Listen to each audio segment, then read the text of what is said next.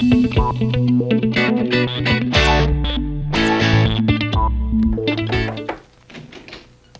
evening, sir.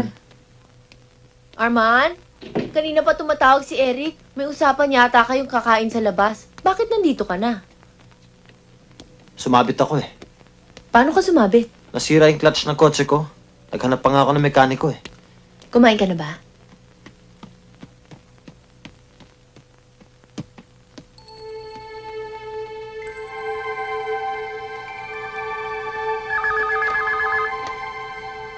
Hello? Hello, Clara. Si Arman to. Akala ko ba tinapos na natin ang usapang ito kagabi? Arman, pareho na tayo nananahimik at... Clara, please. Alam mo ba kung ano kahirap para sa akin ang angatin ng teleponong ito? Huwag mo na ako antay magmakaawa pa sa'yo. Clara, please.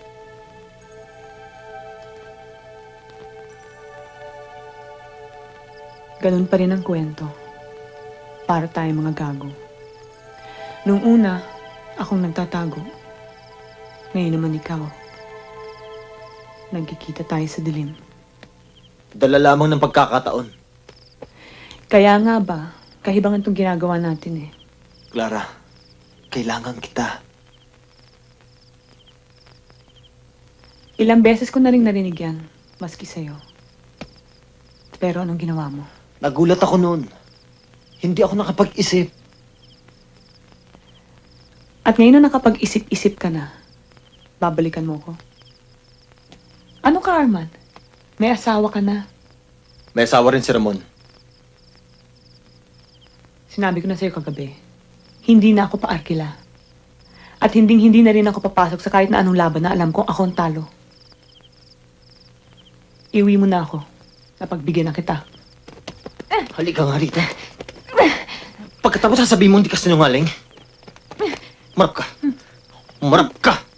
Tignan mo ako ng diretso sa mata. Tumingin ka. Ngayon mo sabihin sa akin na hindi mo ako mahal. Sabihin mo! Sabihin mo!